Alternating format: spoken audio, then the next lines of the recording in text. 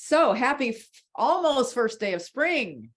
Happy 20th day of Women's History Month and all kinds of good things. The redbud trees and the daffodils are starting to bloom in Central Park. So I don't know what's going on where you are, but you're beginning to feel like a little bit of spring in New York, even though it was 29 degrees yesterday morning.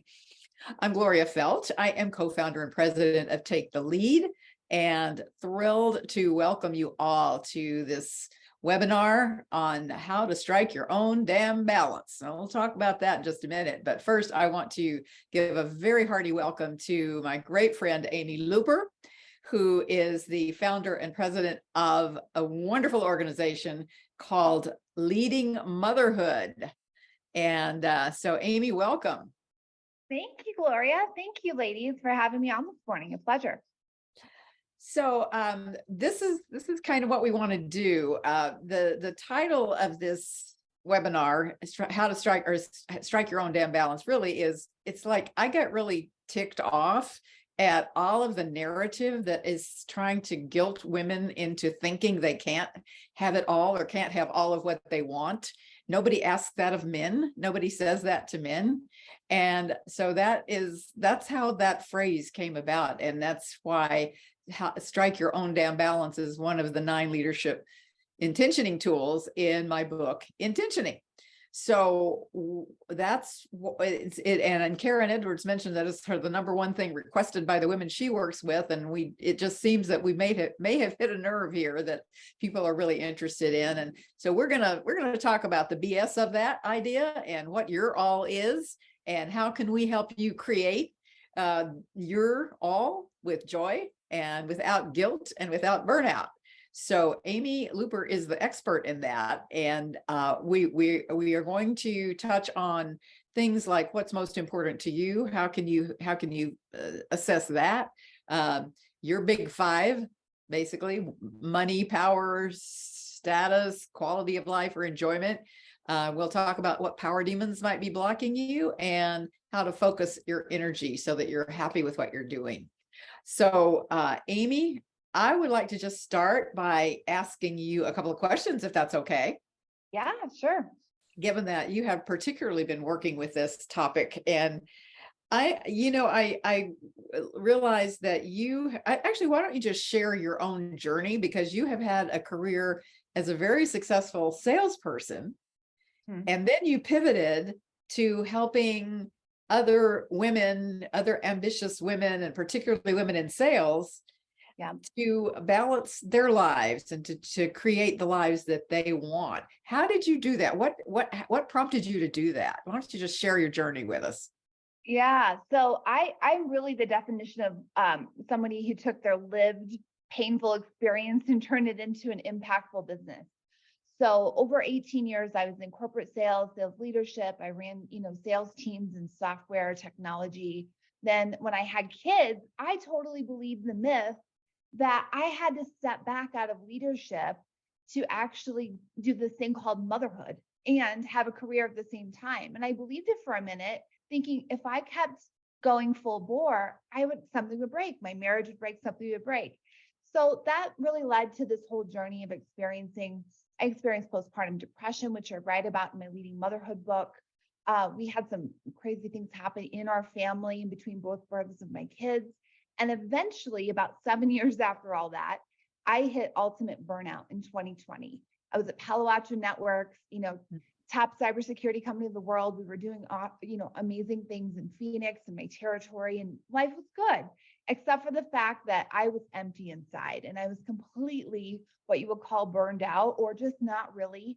Another term for burnout is, I wasn't managing chronic stress. I wasn't managing and leading my energy. And so through that journey, I became an entrepreneur. And that journey honestly saved my life, my marriage, and helped recreate and rebuild the ability to do all of these things and do it without sacrifice.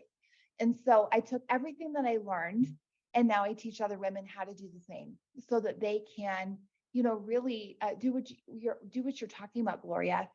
Having the 10 out of 10 career, having the 10 out of 10 meaningful relationships, staying connected with our kids at 5 o'clock when we're done, or later. Sometimes we have to, end the day later, but doing all these things in a way where it's completely integrated and it feels more fulfilling. It feels more balanced.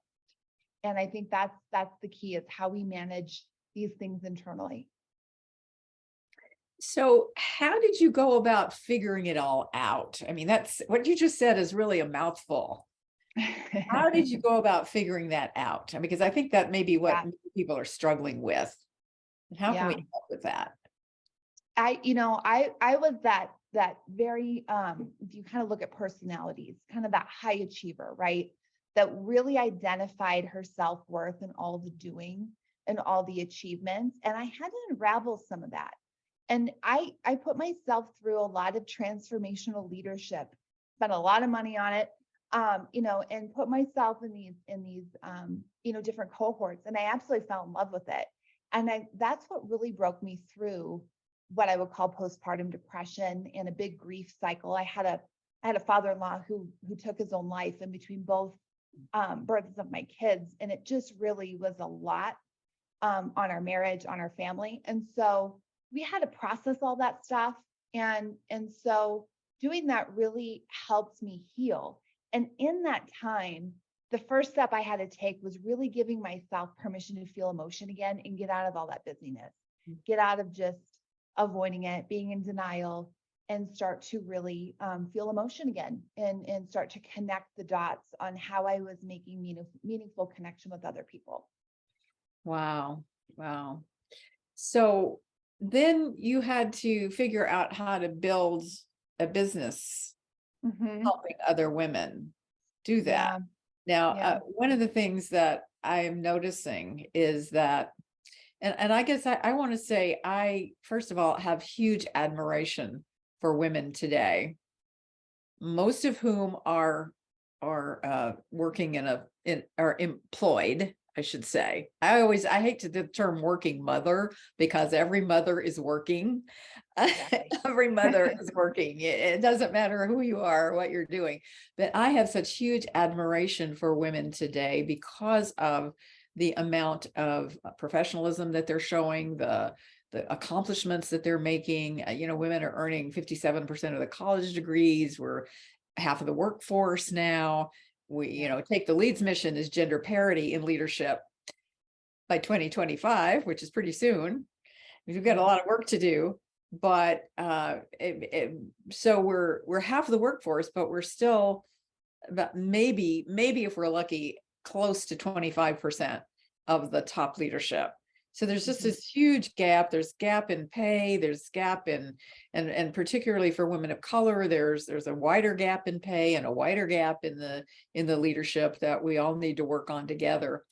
And I do think that the pandemic and the disruption of it is the best opportunity we will ever have in our lifetimes to make big systemic change. Because when you have this kind of massive disruption, that's when people have to think differently. And the companies that you left, Amy, all have to they have to come to terms with being more flexible. They now know that people can work from home and be productive. They can take care of their families and be productive. So they're going to have to make some massive changes, especially if they want women to come back into the workforce. But I think your path is one that I see so many women taking, which is, it's not another company that is the competition for a woman in the workforce. It's she's going to go start her own business. She's going to become an entrepreneur. So why don't you talk a little bit about that journey, that part of your journey, and how did that work out? Yeah. Yeah. Well, I think there's so much power in just creation, right? We all want to make impact. And so if you feel like maybe you're in a place that you weren't able to make the impact that you really were aligned to, that's where I think the blessing of entrepreneur really is amazing, because you are leading your whole way. You're not only just selling and marketing things, but you're creating them on the back end, you're delivering them, and you're the whole thing, right? You got to wear 20 hats at any one time. And becoming an entrepreneur for me was kind of an easy shift, in that I grew up in my family. I grew up on a farm in Iowa, and so around that from itty bitty, but and I always knew like I wanted to do something like that because I wanted to create. You know, I've always been kind of a creator, but really looking back at the first year, it was a shift. It didn't happen overnight, right? It was a lot of comfort zone in my sales career. There was a lot of identity wrapped up in that. There was a lot of limiting beliefs of like, can I do anything else but this? And it really required, and I know we've talked about this before, a shift into courage. It required me getting out of thinking about the past, thinking about all the stuff that had happened to us, healing from all of that, and then being able to say, okay, that's done. Like I've processed that. And now like, let's step in and really, really start to align where we want to make impact. And that's where, and Denise, I see you're from Iowa. Hey. And that's where I think entrepreneurs can really start to create an amazing impact is when you take some of your personal stories, you combine it with also your skill set that you have from corporate world, or just your past life in general. I think that's where it all starts to come together, and your passion just really is this like trifecta where you start to connect and make meaningful connections, which therefore help you create the programs and help you go to market and all the things you have to do to scale. And so I highly suggest it. Take the risk because it makes you grow into very uncomfortable waters. But of course, as we all know, that's where the growth happens. That's right. What's the biggest lesson that you've learned from the women that you've been serving? The biggest lesson that I have learned is not everyone is willing to do this work, but the ones that are really the ones that really lean in and are going to be with you forever, and that will, that really create the most transformation. Transformation in leadership is an interesting one. It's different than selling a product. It's asking people to do things out of their comfort zone and take some extra time away from family and their career in order to do this kind of work. So it's really fun to be around the courageous clients that I have that are willing to go do it. I love that you used the word transformation. Mm-hmm. And I am realizing that it seems that that's what we're all looking for. And one of the things that I am intentioning, as it were, to really focus on in the mastermind series that will be launching actually later this week, the 23rd, Thursday evening. And I'm very excited about it. It scares the heck out of me because I'm teaching it live online and never have taught a course that way before. So I hope everyone will give a little grace and we'll all be in this together, figuring it all out. But that need really is, we don't need another course. We don't need another, we have lots of information and we have lots of power. What we need is to be able to transform that into the life that we want and to really feel that. And I'm just reflecting on, I think what you're doing is so great. It just made me think all of a sudden about, I was on a panel, I'm trying to remember exactly, it was somewhere in Silicon Valley. And I was on this panel and it was a panel about negotiation. The room was packed, sort of like, and again, it was a topic that was really touching a nerve. And when we got to the Q&A, we were out of time and just decided we'd take one more question because there was a woman at the back of the room who was like really going like, I need to ask this question.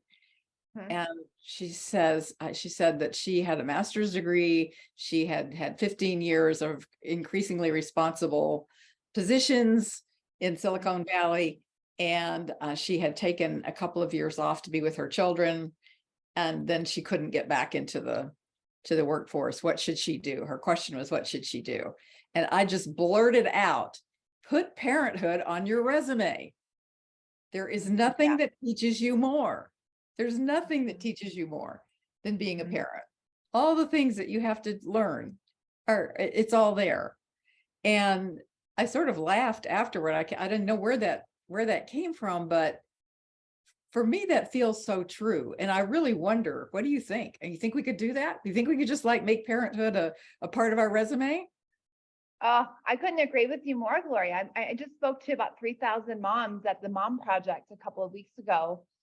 And we talked about that. I said these were women that were maybe going back after spending a couple of years off, maybe they were changing industries, whatever the case was, they were leading their own journey.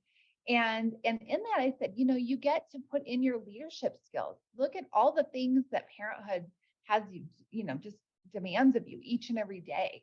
We take it for granted. And just like women oftentimes undervalue themselves and they don't ask for the full, you were talking about negotiation. They don't go negotiate for the highest rate like a male would, right? Like we get to change that, but it starts with our action. It starts with us actually doing it. Absolutely. Absolutely. I just wanted to take a quick look because I see Corinne says LinkedIn has an option to add a career break for parenting now. Yeah. Cool. See, things are changing. I'm telling you, things can change.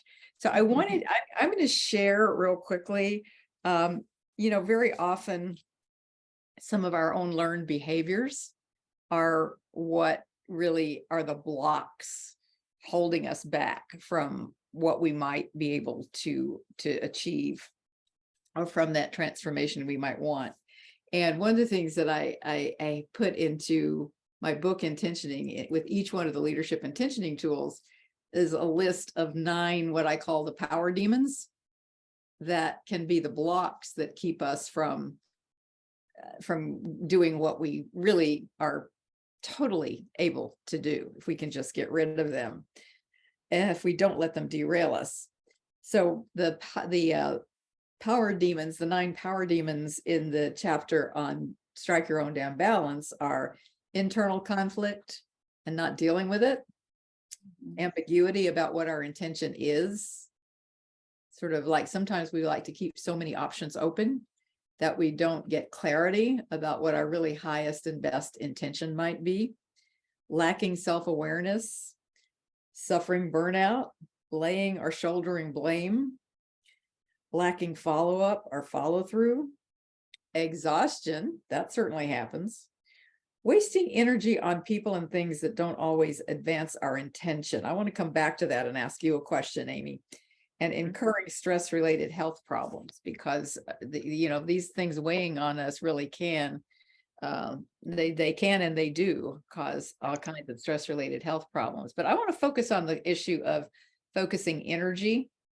And one of the stories that I have in the book is from Soledad O'Brien, who tells a great story about how early in her career she was working with a guy who was she was anchor. She was not the anchor, he was the anchor, and she had to get to the program from her earlier program. She had to get there, and she was always a couple of minutes late, and he was always on her case about that.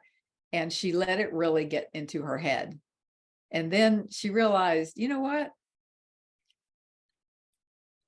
It was a waste of her energy to do that. And as soon as she let go of it, I mean, the bottom line of the story is she's pretty famous now, and he's nowhere to be seen in the media world. So I'm curious, I know that you do things and you have some thoughts about how to focus energy. I'm wondering if you could share with all of us maybe some of your techniques for focusing that energy. Yeah, definitely. We're going to go through a fun exercise today.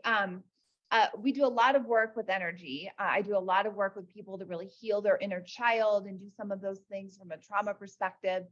But from a work-life integration perspective, when we just think about, how in the world are we going to get everything done, and how are we going to do it without being completely exhausted by the end of the day? Or if people come to me for high performance coaching when they're seeing a roller coaster.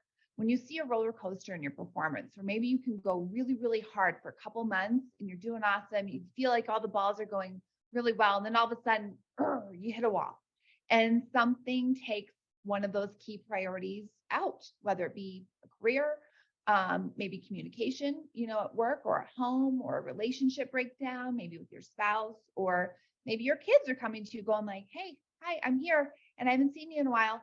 Life happens. And so we get to work on some of these things to make it just even easier on us, especially as women, because let's face it, we have enough challenges, don't we? And so I want to talk about circadian rhythms. Raise your hand in the chat if you guys have heard about or know what your circadian rhythm is. How familiar are you guys with this? A little bit, sort of. Well, your circadian rhythm, so is all about how your body is naturally designed. So it's how your hormones interact with one another. It's how your energy is, and we're all different. And there's 4 types that some really smart physicians, much smarter than myself, have come up with. And so the 4 chronotypes that a circadian rhythm can have is, you might be, have you ever been called an early bird? Who are my early birds out there? You love to get up early. Put early bird in the chat if that is something that you align with. And put night owl in the chat. There we go. We've got an early bird. We've got a few. Night owl. Yep. So the early birds are in the chronotypes would be called a lion. You most identify with a lion. If you're a night owl, you most identify being a wolf. The other 2 chronotypes are the bear, which is the majority of us. Over 55% of us are bears. And those are people that are doers. They are really good about getting a lot of stuff done between like 9 to 5. And they oftentimes will be able to just, wake up and they're kind of be like at their best by 9 o'clock. You're a bear, Laurel? Awesome. The other type is dolphin. So if you're going into a pattern where just you have erratic sleep schedules, it's really hard. You're all over the place. You might be a dolphin. And so these change throughout your life. Oftentimes we're born to be a lion. We're up early and to bed early. Then we go into the bear phase when we get a little bit older into adolescence. We become more of a wolf. In high school, I bet you can all remember trying to stay up till 2 a.m, thinking that was a great idea. And now we all kind of revert back to being either a dolphin or a lion, right? We all want to get to bed a little bit earlier sometimes. So let's do a quick, fun exercise. Who likes to take like quizzes? Anybody love opening up that 17 magazine way back when and doing the quiz? Okay, good. All right. So write these, you can write answers down if you have a pen and paper with you, or just kind of keep tallies in your head. Emily, I love that you are all about the quiz. So answer this. Does light or like a slight sound keep you up at night? If that does, or you can write it in the chat too. You can write your answers in the chat. You can put yes or no. Do you snore? You may not want to publicly announce that, but that's up to you. Is food a passion for you?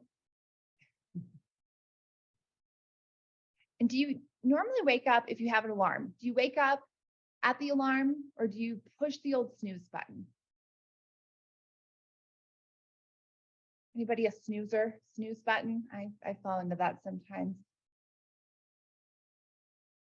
Okay, who likes to sleep on a plane? Who really can sleep? I can too. I have low blood pressure, so I'm out. Awesome. When you guys get irritable, you're sleepy. Do you ever get irritable? If you feel like you get irritable when you have lack of sleep, just mark that as a yes.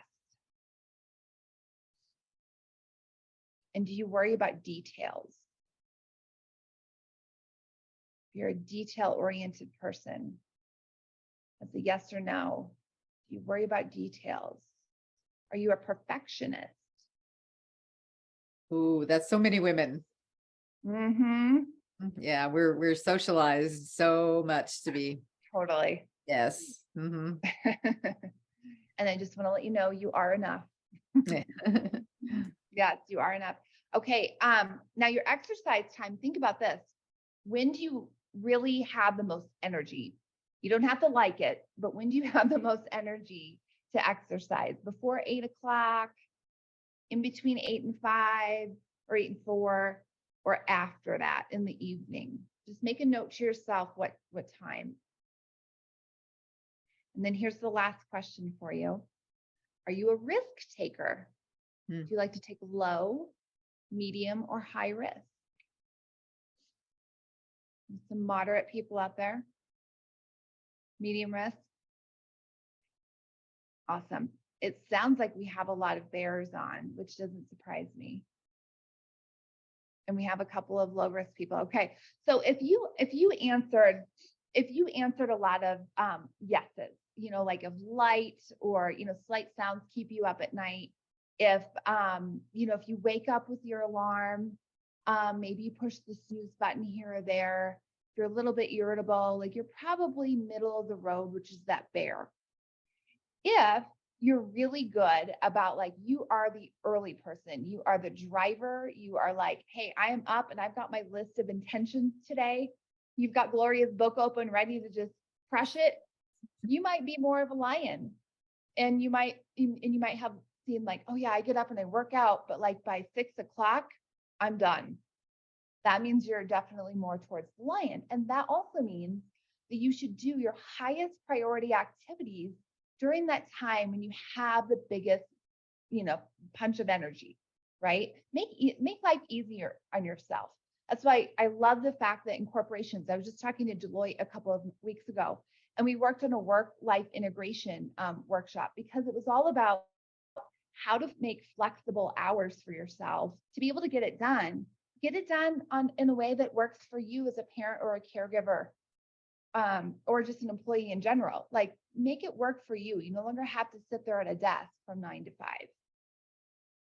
If you guys noticed that you were noticing that your exercise times are maybe later in the day, or maybe you're a creative, maybe you're an author, and you found like, hey, at 10 o'clock, all of a sudden, like, I want to go write some things, or those are my best ideas.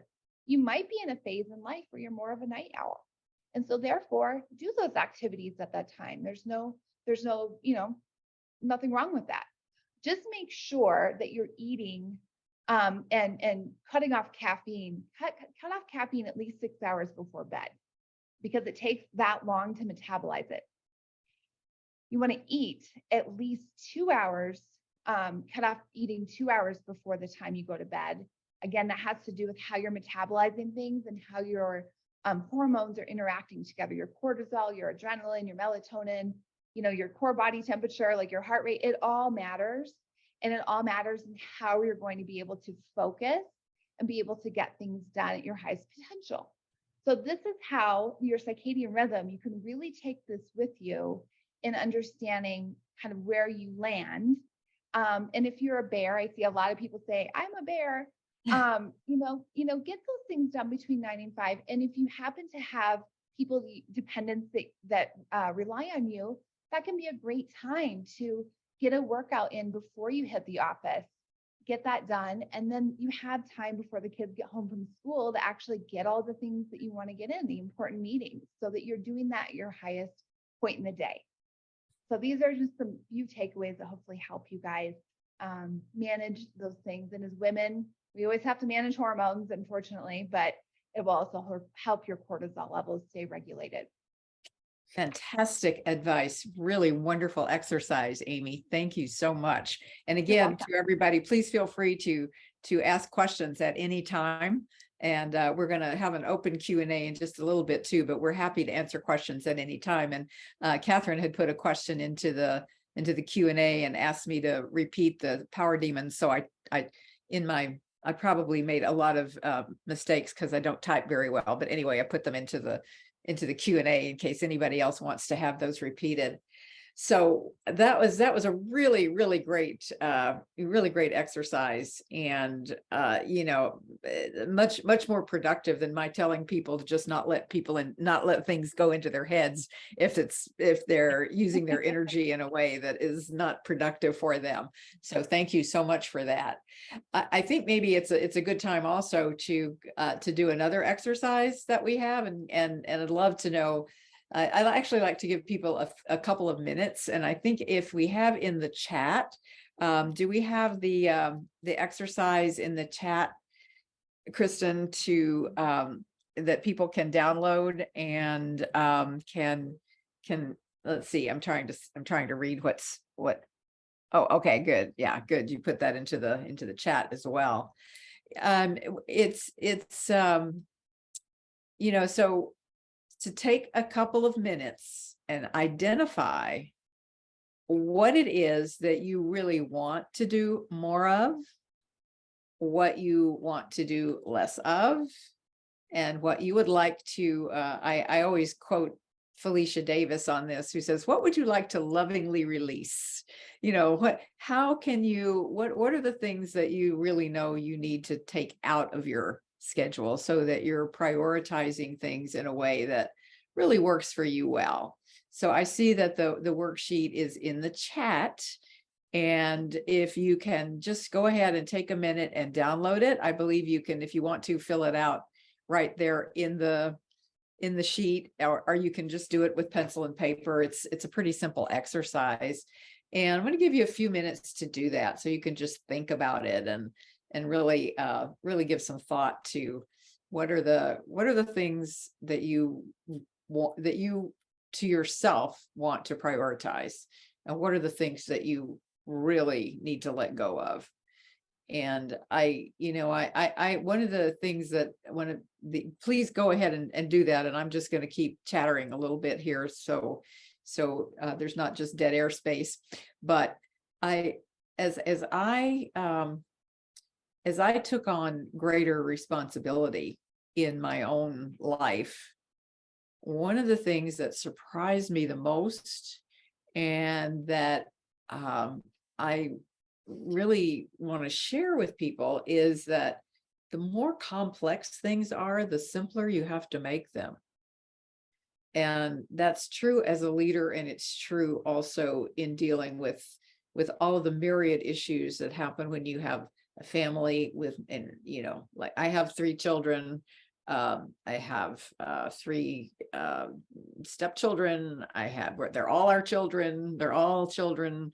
So we have 6 children. There are like now 15 and a half grandchildren, and so many things going on. And the more complicated life gets, the more I realize it's like the onion. It's like the old, the metaphor of peeling back the layers on the onion, and how much I have to just peel back more layers and try to get to the core of this, as make it as simple as possible to get the things done that need to get done, so that I can focus on the more important things. And the more important things really are the human relationships, because that's how the world turns, on human relationships. And it's so easy for us to get caught up in minutia and details that those relationships are not getting the best of us, and we're not getting the best of them. So I hope that maybe you've had a moment to open up that worksheet, because I mean, as I was thinking about how to structure and the things that would be most valuable for people, from what I have learned from the other courses that I've taught, what would be the most valuable to women who are trying to balance all of the things that we do, and the incredible leadership skills that women bring, that the world needs. The world needs you. The world needs what you have to offer. That ultimately learning how to prioritize and offload what you can offload and simplify as much as possible enables us then to focus that energy that Amy, that you were talking about. It enables us to really focus it on our highest and best intentions. And it enables us, when we're in leadership roles, to simplify things so that those people who are working with us are able to see themselves in the story. If you make it too complicated, it's really hard for people to see where they fit into the story. And so that principle of the more complex things are, the simpler as leaders and as parents we have to make them, is one of the most surprising things that I've learned in my own experience over the years. So let's see if anybody has some comments or observations from doing the exercise on the worksheet.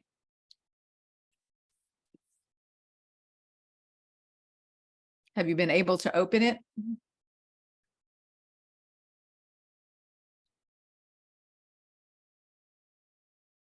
Whoa.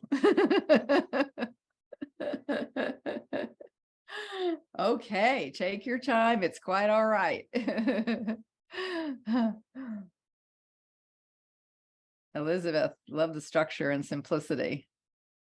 Sharon, step down from certain committees and find it easier if she can suggest a replacement. Yes, that's a really good point, Sharon, because when you're feeling a sense of responsibility to an organization or to a project, when you can suggest, if you need to step aside, if you can suggest someone else, bring someone else in.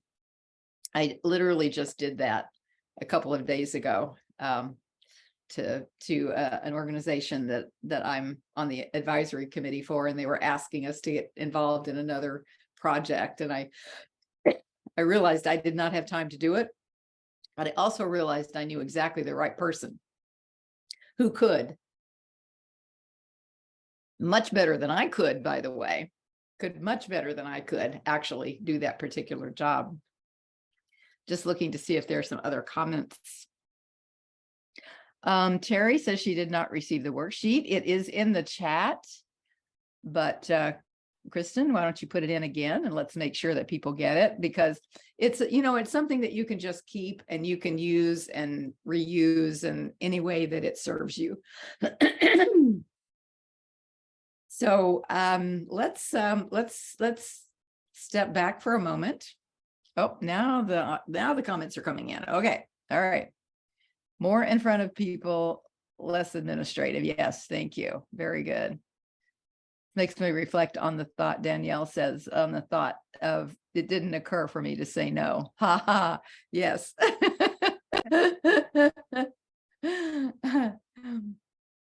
That is right. Yes. Started late. Oh, okay. Got it. Yeah. Good, Terry. You can catch up. Don't worry about it. It's all good. It's all good. Elizabeth, it's a great tool to tape to the fridge. Oh, that's a cool idea. Yes. Uh-huh. Yeah. And you know, those priorities shift too. They definitely shift. So keep going. We'll keep putting your comments and share with each other. Just share with each other, because I think we can all help each other with this. And if there are any questions about any of what we've done, any of what we've talked about, please feel free, because there is much more than we could ever cover in a 45-minute webinar. And we do want to spend some time answering any questions. Ask us anything. We're here. I love this exercise, Gloria, because I think you can even do it weekly. If you've got a lot of things changing in your life, or a lot of things, you know, in your career, in your business, if you're managing a team, like, you know, sometimes just getting clear on what really matters. Like you said, meaningful connections. That's what we're in this life for. And that administrative work, the housework, you know, just doing all the things that we do as human beings, like outsource it. You know, it's the best thing you can do is get somebody else to help with it if you can, and give yourself permission to receive the help. That's sometimes a big barrier, I think, for women, is just to receive help. It's very hard sometimes. Yes, right. And sometimes I think, oh, it's just easier to do it ourselves, right? Yeah. But no. Another little piece of discipline. I'm going to just check and see if there are some other questions that we want to answer. Just, prioritize what's most important and greatest for your health. That is wonderful. Having it all doesn't mean doing it all. Absolutely. Yes. The simplicity. Yes. All of the above, all of the above.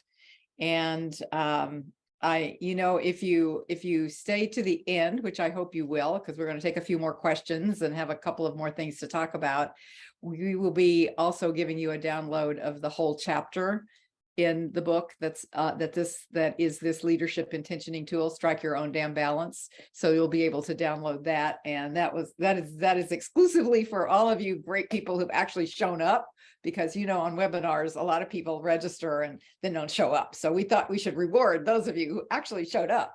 Although we will be sending the link out and we will be sending the exercise out. So everybody will have that if they registered, but only you who have actually shown your faces here or shown up will get the chapter in coming to you. So are there any specific questions right this minute? And if not, I am going to share or if there are, you can still ask your questions, but I'm going to go ahead and share my screen because I do want to have a chance to tell you a little bit about the mastermind series that will be launching on Thursday, just in case it happens to be exactly the thing that you need right now. So let me share my screen really quickly. And I'm very excited about it, and just promise you there will be only a few slides, but I just do want to share this with you. Can you see the slides? Uh-oh. I don't know why they are showing up as they are. That should not be the case. Let me go backwards. I'm gonna get out of that. Let's see. But that's what no, that's not how it should be, but that's how it is. So I'm just going to go with it. That's what we do. We just go with it. So the Intentioning Mastermind series is taken from the book Intentioning. We can't cover everything in it. There are several chapters on diversity and inclusion and things that we just can't cover all of. But it will definitely be covering all of the 9 leadership intentioning tools. And there are some great bonuses. There will be some more speakers. It's meant for you if you are in a leadership role or aspiring to be a great leader. Sometimes you might be a new CEO, or if you've been in your role for a while and you need some fresh insights into how to think differently as you ascend into these leadership responsibilities. If you feel stuck and you're trying to figure out what your next step is going to be, it is for you. If you just need insights, mindsets, this is really the focus on mindset. As I said previously, we mostly don't need more information. And we definitely have all the power that we need, but we as we ascend in our leadership, whether it's starting a business, running a business, or being a leader within an organization, we need to think differently as we rise in those leadership positions. And I can't overemphasize that. It's about our mindsets, and it's about our skill sets that match our mindsets.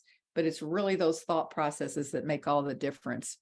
And I'm going to say it's for you if you don't have time for fluff and BS, because I don't think we need any more of that either. This is we're not doing a, hard sell or anything like that. I really want you to see, is this for you? It's not for you if you're just starting out in your career. You might want to check out our 9 leadership power tools online self-directed course. That might be great. But probably you want to already be in a leadership role to get the most out of this mastermind series. And also, it's very important that you're ready to commit to doing the work. It's that level of commitment that makes all the difference. So the structure is very simple, and it's going to be mostly interactivity. I'm going to try to do as little talking as possible and as much interactivity and exercises to actually practice these tools. So the first module is we're going to spend some time getting to know each other, and we're going to have a dedicated community. We're very excited about. We're not going to have to use Facebook or LinkedIn for this. We are utilizing a totally secure community that's on our mastermind platform. And we're super excited about it. And so that's going to be a part of it, because the secret sauce always is in forming those relationships and really getting to know each other and keeping the conversation going in between the masterminds. It's 13 weeks, 1 hour a week. I just want to emphasize that. Not overly, it's not the amount of time that you spend, it's the intentioning that we use during that time that will make the difference.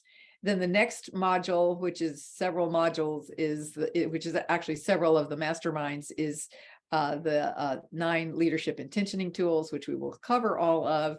And there will be exercises to practice each one of them so you can thoroughly understand them and figure out how to apply them to your work, but also more importantly, to the third module, which is you will create an action plan for yourself. And I don't believe in simply having inspiration or information without having a way to put that into some kind of plan to use it.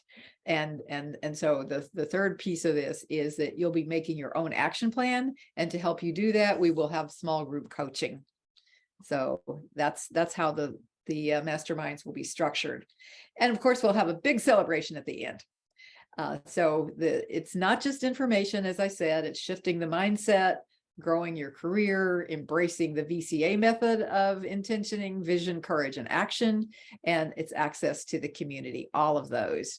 The bonuses, if you have already signed up, you might have already received the first one because we have put together a fabulous welcome kit, and you're going to really enjoy that. It will help you all the way through. There is the small group coaching. There also is access to our digital library of from our of advanced leadership videos, and also you'll be able to tap into the 9 leadership power tools a course that's online so that you can get a refresher in the 9 leadership power tools as well. And then one more that's not on here. And aren't we cool? We have a QR code. So if you want to register right this minute, you can actually just use the QR code. I love that. I think that's so cool. I'm sorry. I got very excited about that when I realized we could have that. One of the bullet points that's not on here that might be very valuable to many of you, which is an opportunity to be in our Power to Change story series and to publicize the work that you're doing. That we'll publicize it for you and help you build your own public presence and knowledge of what you're doing. And we wanted to give something special to all of you who are here today or who are signed up for this webinar, and that are some special savings. Just use the code BALANCE and you will have I think that's a 23% savings because we're in 2023. So that's a pretty cool thing too. So that's something that will only be offered to you all who have been present here for this webinar and who are joining us for this. So that's it. That is the Intentioning Mastermind series. I hope that some of you will join me. I would love to have you in it, and I'm going to unshare my screen so we can go back to, am I unshared? I don't know what I'm. You're still up. Your screen is still up. Still up. So you're going to see my whole screen, right? Okay. Stop share. Got it. Okay. There we go. Okay. All right. So we're back. So let's see if we have any other questions, Amy. We had Tammy that was asking a little bit about my entrepreneurial journey. So I kind of sidelined that. And then okay. We had, let me open up the Q&A one more time. Sharon just asked, how many participants are in the small group coaching? So we'll have about 5 people in the small group coaching. Awesome. Mm-hmm. Awesome. 3 to 5. Depends on how many people have enrolled. Which is amazing because that really allows you guys to get intimate and build really good relationships in that trusted, safe environment where, you know, you can really share a lot of things and help each other grow in ways that in a larger group, most people feel a little intimidated to do, you know, on a larger scale. That's true, Amy. And we've also found that conversely, the small group coaching is more effective than one-on-one. Yeah. Because people can give and get feedback from their yep. peers, and it's just enormously valuable. So totally, completely agree. It's worth both ways. Okay. Catherine had a question. Catherine had a question in the chat, in the Q&A. Okay. Catherine, I don't know if you can unmute to ask your question or if you can, but you were asking about, give us an example of how to simplify in a corporate setting. And you were talking about your role as an IT manager. I gave you some feedback here, but this might help the whole group if we took this one. You know, it's very situational. So it's one of those things that's hard to give a specific answer to without knowing a specific situation.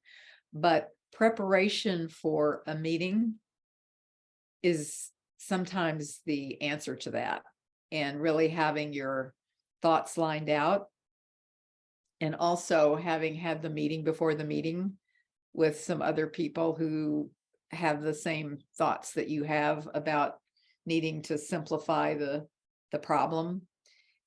Sometimes also it's about asking good questions, asking questions that just get to the heart of the matter instead of dealing with the minutia. And it's one of those things that calls upon us to be leaders from wherever we're sitting. And sometimes I think people feel that they can't help a supervisor become more intentional, or more focused, or simplify rather than complex. But actually, we can do that from whatever chair we're sitting in. And the people who are willing to step up and do that in a proactive way typically are the people who advance the most, in my experience. I don't know, Amy, if you have seen that same thing, but again, it takes some risk taking and some courage, the courage that you talk about, but it will tend to pay off. Yeah, and I've seen it, where it also not only gets you organized, but it builds that trust with, if you work for a larger corporation, inter-team communication, right? And can help bridge some of those gaps too. So I think that's great. Catherine, did you have more questions on that? I saw you in the Q&A. Did you have more questions about the meeting before the meeting? Yes. She has more questions about the meeting. Okay.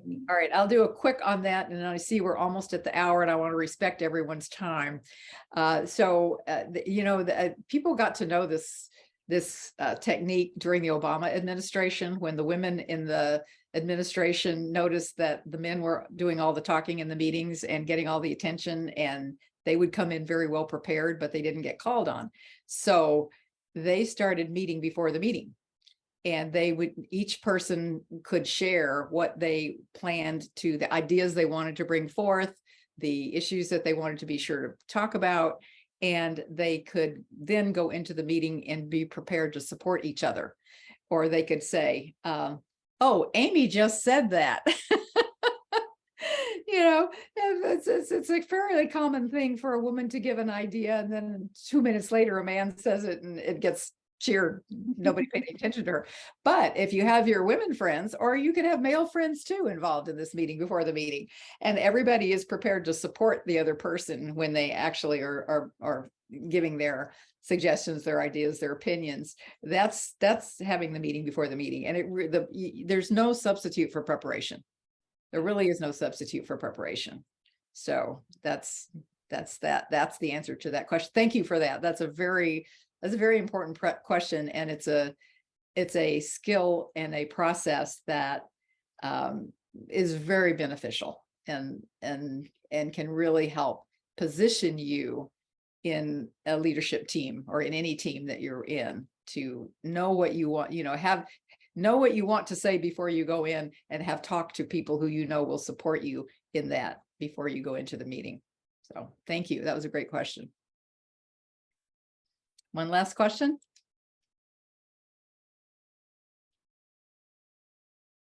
Don't see where we can save the chat.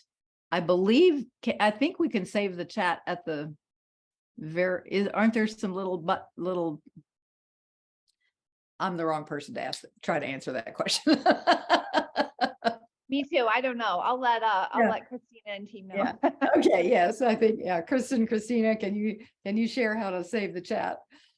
Or if you would like, we could actually, shall we just include the chat when we send out the link to the recording? Sure. I'm looking into it right now. Okay. All right. Okay. Because I think the chat automatically saves when we have the recording. So this is great. Well, I'm happy to answer any questions that you may have about the mastermind. Please feel free to, you can email me directly if you like, Gloria Feldt at taketheleadwomen.com. I know it's a commitment to say that you would like to participate in the mastermind series that is 1 hour a week for 13 weeks. 13 is my favorite number. It's my birthday number, and among other things, and it's the number of witches in a coven, which is, you know, kind of good too. Lots of good reasons for using 13, but it does, I understand it is a big commitment, and it's important to be prepared to make that commitment. And I'd be happy to answer any questions that you have about the content. Also, is the link to it all in the chat? Is the link to the web page where you could actually learn more about it in the chat? Can you put that in if it isn't, Kristen? But I know there are some fabulous people here, so it sure would be fun to be able to share that experience with you. Amy, thank you so much for being with us today. Thank you for that great energy focus exercise. Thank you for sharing your story. Thank you for the incredible work that you're doing with leading motherhood. I think you're really breaking ground on something that is going to be increasingly important as we go forward. And thank you all, each and every one of you, for being here. To Kristen and Christina and Jane for doing the technical piece that enabled us to have this wonderful conversation, even though we're not in the same room together. I think it's just still miraculous. So with that, I will say thank you. And again, Gloria Feldt at taketheleadwomen.com. Feel free to email me with any questions you may have. I'd be happy to chat with you about what's in the mastermind series. And thank you so much for your support of Take the Lead. We can't do it without you. Everybody, take care and have a great rest of your day. Thanks, everyone.